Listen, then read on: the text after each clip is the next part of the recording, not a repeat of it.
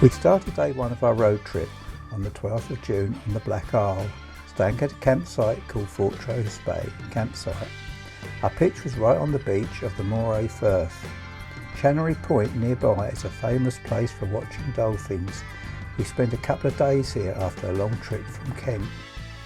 From here we cycled along to the Fairy Glen Falls at Rosemarkie, a beautiful easy walk up through the glen. If in the area, I would really recommend a visit.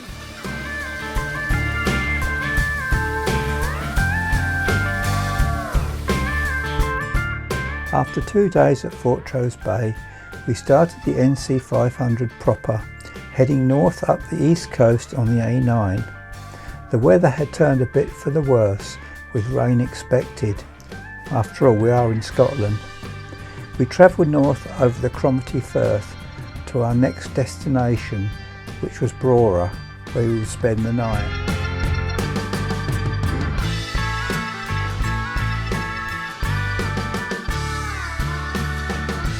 Not much of our trip was planned. Not wanting to rush around in a few days, we used one of Robbie Rome's No Fuss travel guides as a rough guide as to some of the places we were to encounter on the way. It was invaluable and couldn't recommend it enough. One of the places he recommended was Dornoch, which was on our way, so we decided to visit. Dornoch is a charming and historic town in the Scottish Highlands, on the east coast of Sutherland. Lovely stretches of golden sand, a cathedral and a world-famous golf course. It is also famous for hosting the wedding of Madonna and Guy Ritchie in 2000. Our next stop, Brora, is a small charming coastal village in Sutherland in the northeast of Scotland, about 60 miles north of Inverness. It lies on the North Coast 500 route and makes a brilliant stop for anyone exploring the wild and scenic northeast coast. Nowadays the harbour is primarily used by local boats engaged in leisure, crab, lobster and prawn fishing. North of the harbour lies a long sandy beach, ideal for bathing and seal watching. Dunrobin Castle is one of the most spectacular and fairy tale-like castles in Scotland. It is also one of the oldest continually inhabited houses in the country. The terraced gardens with symmetrical flower beds, fountains and sea views. It was designed in 1850 and inspired by Versailles. If you're in the area, the castle is certainly worth a visit.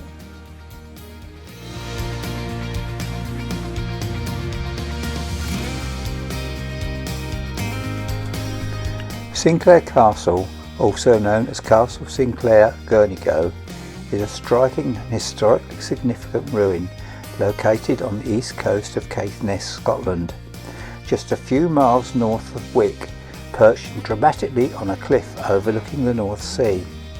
It is considered one of the most atmospheric and romantic castle ruins in the Highlands, and it has a deep connection to the Sinclair family, one of the most powerful and noble families in Scottish history. The castle was originally built in the late 15th century and expanded in the 16th and 17th century. Likely built by William Sinclair, 2nd Earl of Caithness, of the powerful clan Sinclair. The castle was known simply as Castle Gurnigo until the 17th century, when a newer part was added and became Castle Sinclair Gurnigo. The castle saw sieges, feuds and murders, especially between rival branches of the Sinclair family. One of the most infamous events, George Sinclair, 4th Earl of Caithness, imprisoned his own son in the castle dungeon until he died of starvation. Castle Sinclair Gurnigo is sometimes claimed to be one of the most haunted sites in Scotland, with ghostly stories tied to the many violent events in its history. The structure was partially destroyed during the 17th century civil wars in Scotland.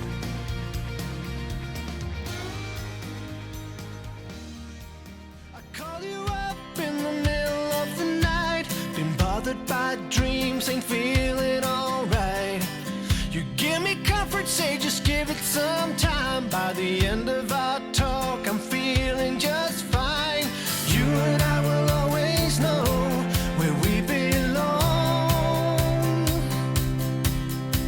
This ain't no ordinary love we got going on. I'll pick you up in my 59 Ford. We head on down the road until we get bored. Just you and me and the sun and the wind. If the rain should start falling, we'll head on. The road from Wick to John O'Groats is a scenic and straightforward drive along the A99, offering dramatic views of the Caithness coast. We pass through small villages such as Keys and Freswick and continue until the road ends at John O'Groats, the iconic northern tip of mainland Britain. You should be in doubt, and I pray they never can pull us apart. And I'll wait for the time when we'll be together every day. But I know if ever we'll be led astray, that I'll find my way back home to you again.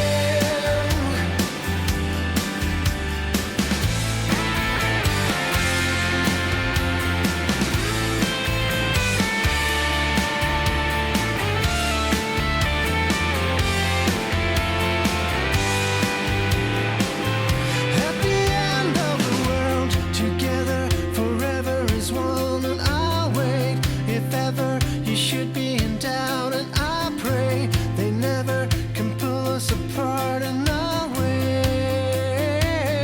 At the end of the world, together forever is one, and I'll wait if ever you should be in doubt, and I pray they never can pull us apart, and I'll wait for the time when we be together every day. But I know if ever we'll be led astray, then I'll find my way back home to you again. Turning the wind, if the rain should start falling, we'll head on home again. Everybody else can see where we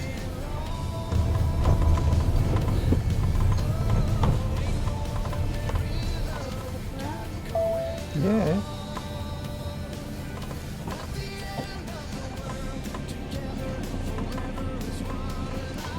This is the famous John O'Groats. It's 810 miles we've travelled to get here.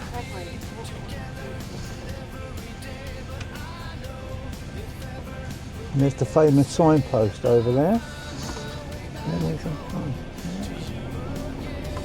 Oh, they've got everything here, look, they've got electric points.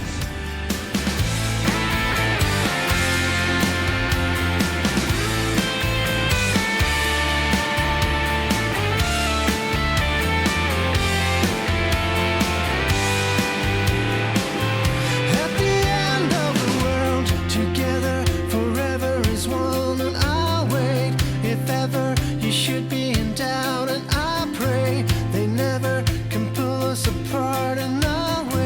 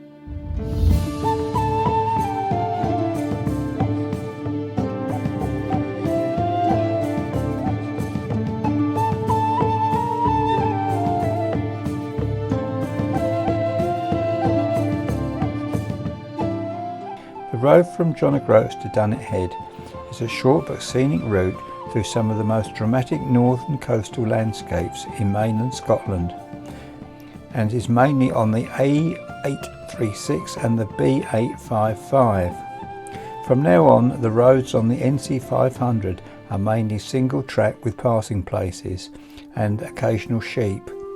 You'll pass fields and views of the Pentland Firth and maybe views of Orkney.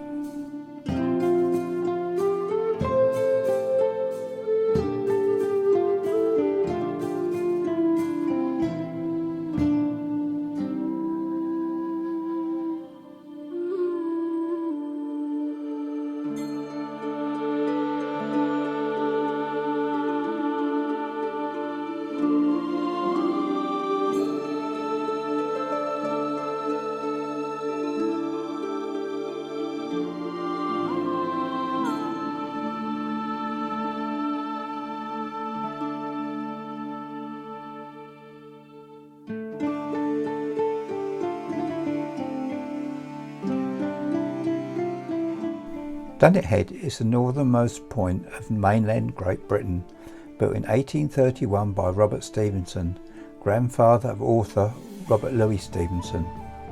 Just a few miles west of John O'Groats is a dramatic and windswept headland that offers spectacular views, rich wildlife and deep historical significance. The lighthouse is still operational, but it is now automated.